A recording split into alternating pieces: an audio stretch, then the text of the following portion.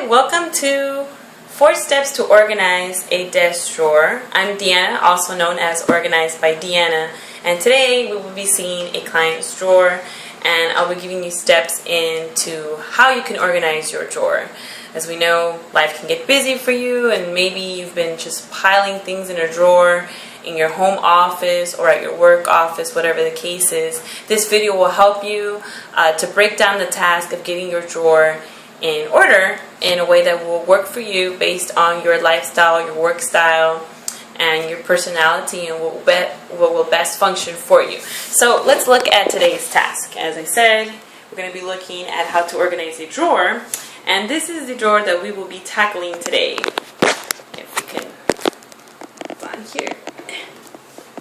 So if your drawer looks anything like this, and it just has piles of things on it, no worries. I will walk you through how you can get that organized into a way that will work for you, that you know where everything is at.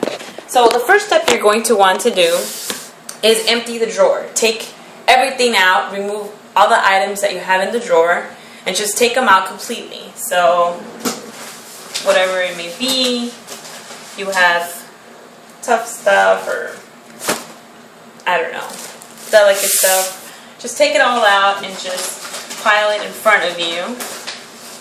But the point is to just take it out. It doesn't matter what order. Just take everything out completely from the drawer until the drawer is completely empty.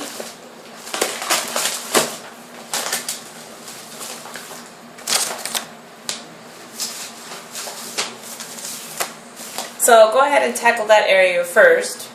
Everything you have in the drawer that you want to organize, take everything out and empty it completely. And then you can go ahead and just kind of wipe down or clean the drawer if it's dirty or has collected dust over the past time since you started filling it up with things. Okay, so hopefully you paused the video and you have removed all the items from the desk drawer you're working on. And it should now be empty, and you should have piles of paper in front of you like this. Just put them into, just in front of you so you can work on it. And your drawer should now be empty. Okay.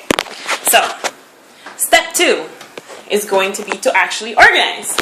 And to organize, we actually have 2 parts to this.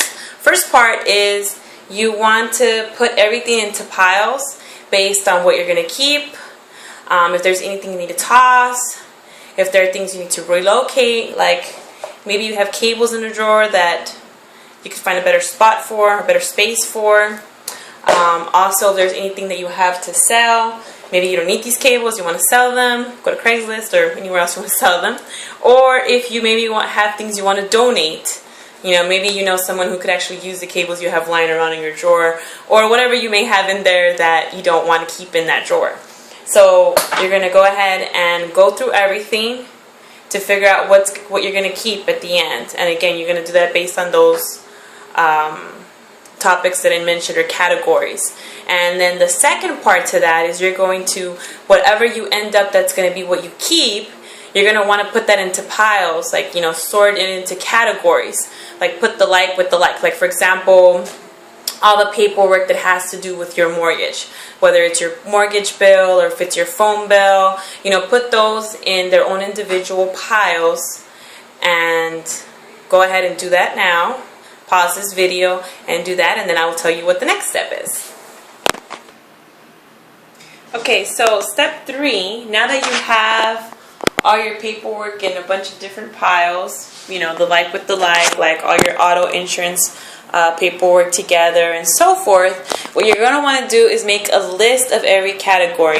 Like, for example, the list of all, you have a pile of your auto insurances, you have another pile of your home insurance, you have medical insurance, or you have credit card bills, or whatever the case is. Make a list of every single category, and then you can analyze every single different type of file that you need to make.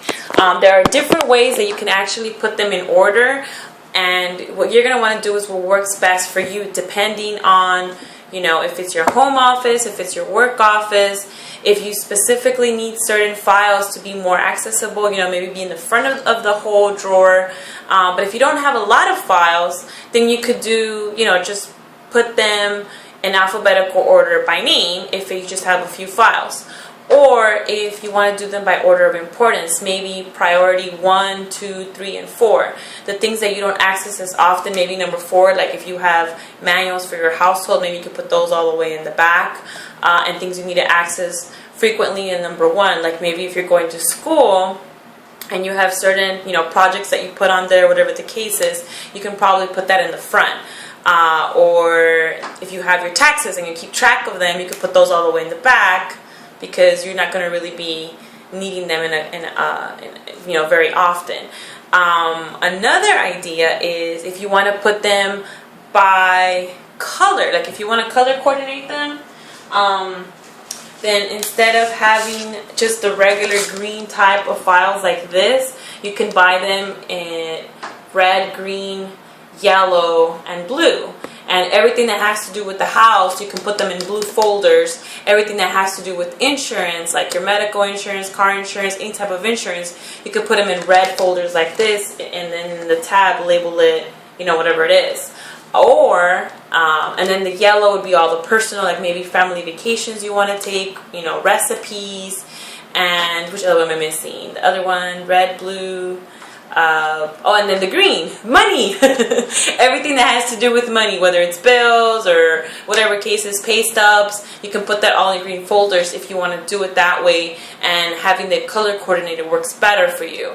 Again, it all depends on what kind of files you have, how you need to use them, and how you need to function them. So in step 3, you want to make a list of every category, every folder you need to make, and think about what system will work best for you, how you can put them in order that's going to function for you. And don't be worried, you could do it one way right now and test it out and see how that works, and maybe weeks down or months down, if things change in your life and you need to make a change, then you can just recategorize them based on what works for you at that time.